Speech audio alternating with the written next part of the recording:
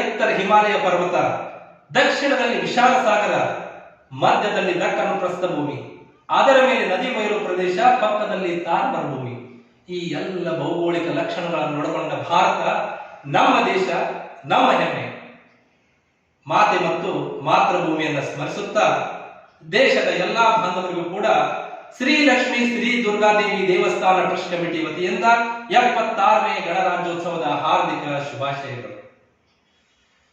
ಬಂಧುಗಳೇ, ದೇಶಾದ್ಯಂತ ಗಣರಾಜ್ಯೋತ್ಸವದ ಒಂದು ಸಂಭ್ರಮ ನಡೀತಾ ಇದೆ. ಜನವರಿ 26ರಂದು ಏಕೆ ಗಣರಾಜ್ಯೋತ್ಸವವನ್ನು ಆಚರಿಸಲಾಗುತ್ತದೆ? ಗಣರಾಜ್ಯದಂದು ಸೇನಾ ಕವಾಯತನ ಯಾಕೆ ನಡೆಸಲಾಗುತ್ತದೆ? ಮತ್ತು ಅಂದು ರಾಜಪಥದಲ್ಲಿ ಸ್ತಬ್ಧ ಚಿತ್ರಗಳ ಪ್ರದರ್ಶನವನ್ನ ಯಾಕೆ ಏರ್ಪಡಿಸಲಾಗುತ್ತದೆ ಎಂಬುದನ್ನ ವಿವರಣೆಯನ್ನು ನೋಡಿದಾಗ, ಎರಡನೇ ಮಹಾಯುದ್ಧದ ನಂತರ ಜಪಾನ್ ಸೋತು ಶರಣಾಗಿ ಬ್ರಿಟಿಷ್ ಒಕ್ಕೂಟಗಳ ಇವುಗಳಿಗೆ ಸಂದ ಒಂದು ಜಯದ 2ನೇ ವಾರ್ಷಿಕೋತ್ಸವದ ದಿನ ಅಂತಂದ್ರೆ 1947 ಆಗಸ್ಟ್ 15ರಂದು ನಮ್ಮ ದೇಶ ಸ್ವತಂತ್ರವಾಯಿತು. ಸ್ವತಂತ್ರ ಸಿಕ್ಕ ನಂತರ ದೇಶವನ್ನ ಮುನ್ನಡೆಸಿಕೊಂಡು ಹೋಗ್ಲಿಕ್ಕೆ ಒಂದು ಕಾನೂನಿನ ಪುಸ್ತಕ ಬೇಕಲ್ಲ, ಆ ರೀತಿ ಒಂದು ಕಾನೂನಿನ ಪುಸ್ತಕ, ಒಂದು ಸಂವಿಧಾನ ನಮ್ಮ ದೇಶಕ್ಕೆ ಇರಲಿಲ್ಲ.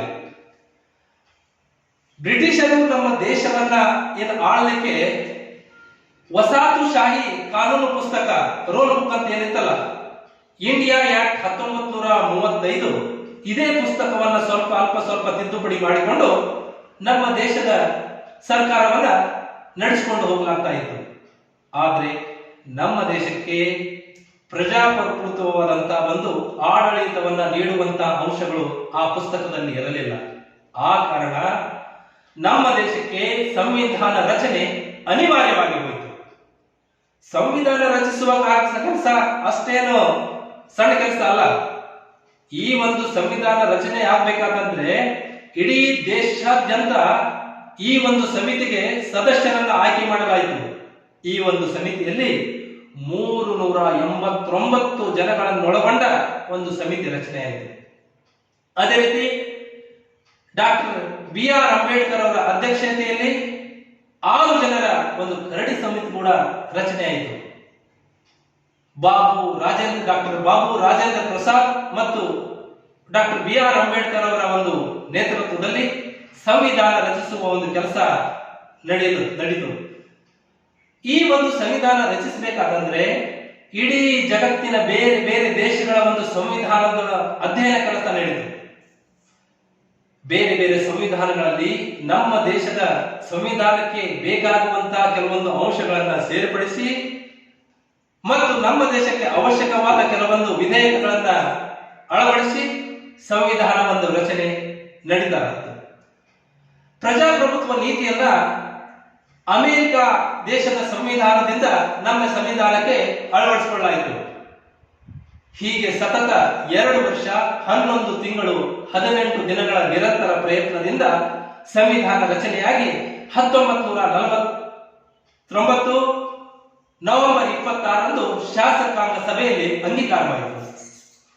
ಅಂತೂ ಅಂಗೀಕಾರವಾದರೂ ಕೂಡ 2 ತಿಂಗಳು ಯಾಕೆ ಕಾಯ್ದು 1950 ಜನವರಿ 26ರಂದು ಅದನ್ನು ಜಾರಿಗೊಳಿಸಲಾಯಿತು ಅಂತ ಕೇಳೋದಾದ್ರೆ ಅದಕ್ಕೆ ಸ್ವಲ್ಪ ನಾವು ಹಿಂದೆ ಹೋಗ್ಬೇಕಾಗ್ತದೆ. ಯಾಕಂತಂದ್ರೆ ಏನು ಸ್ವತಂತ್ರಕ್ಕಾಗಿ ಹೋರಾಟ ನಡೀತಾ ಇದ್ದ ಸಂದರ್ಭದಲ್ಲಿ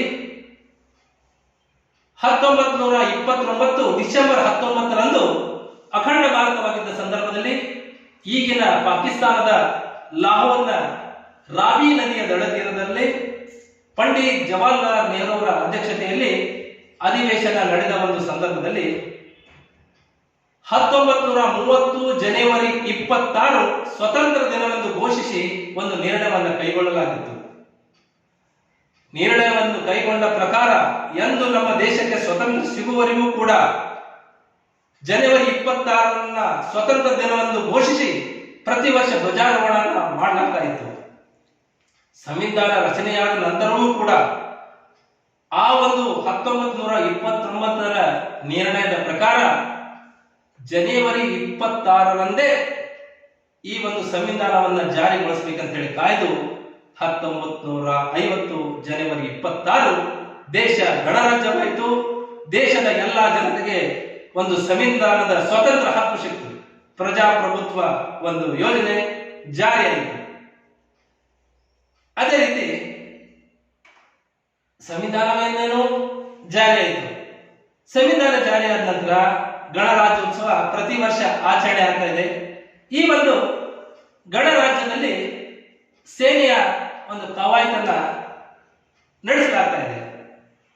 ಸೇನೆಯ ಕವಾಯತನ್ನ ಯಾಕೆ ನಡೆಸಲಾಗ್ತದೆ ಅಂತಂದ್ರೆ, ಸೇನೆ ಒಂದು ದೇಶದ ಹೆಮ್ಮೆ, ಒಂದು ದೇಶದ ಒಂದು ಪ್ರತೀಕ.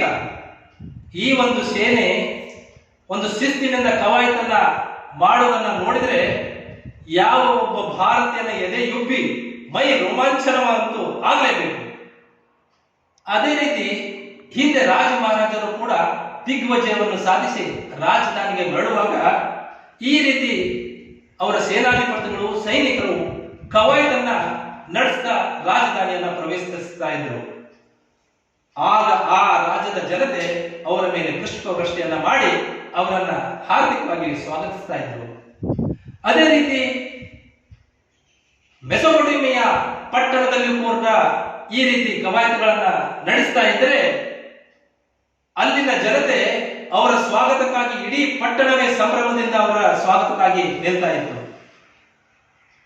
ಇನ್ನು ಈ ಒಂದು ದೇಶದ ಭದ್ರವಾಗಿದ್ದಂತ, ದೇಶದ ಒಂದು ರಕ್ಷಣೆಯಲ್ಲಿದ್ದಂತಹ ನಮ್ಮ ಸೈನಿಕರು ಈ ರೀತಿ ಒಂದು ಶಿಸ್ತಿನಿಂದ ತಮ್ಮ ಒಂದು ಒಗ್ಗಟ್ಟನ್ನ ಪ್ರದರ್ಶಿಸಿದರೆ ಇದರಿಂದ ದೇಶದ ಜನರಲ್ಲಿ ಒಂದು ಧೈರ್ಯ ಮತ್ತು ಆತ್ಮವಿಶ್ವಾಸ ಮೂಡಿಸುವ ಒಂದೇ ಒಂದು ಕಾರ್ಯಕ್ಕಾಗಿ ಗಣರಾಜ್ಯದಂದು ಸೇನಾ ಕವಾಯತನ್ನ ನಡೆಸಲಾಗ್ತಾ ಇದೆ.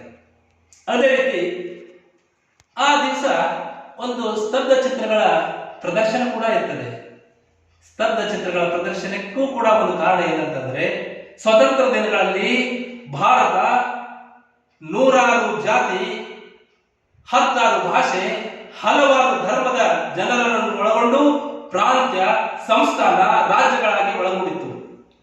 ದೇಶ ಸ್ವತಂತ್ರವಾದ ನಂತರ ಇದನ್ನ ಒಂದು ದೇಶ ಏಕತೆಗೆ ತರಬೇಕಾಗಿತ್ತು.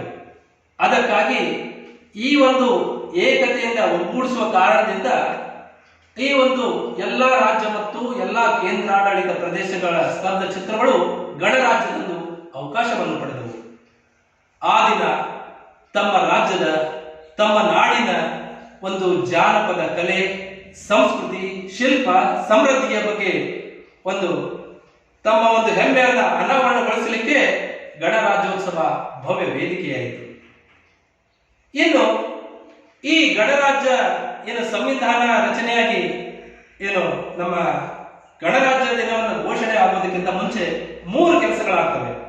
ಒಂದು, ಪ್ರಪ್ರಥಮವಾಗಿ ಡಾಕ್ಟರ್ ಬಾಬು ರಾಜೇಂದ್ರ ಪ್ರಸಾದ್ ಭಾರತದ ಪ್ರಥಮ ರಾಷ್ಟ್ರಪತಿಗಳಾಗಿ ಆಯ್ಕೆಯಾಗ್ತಾರೆ.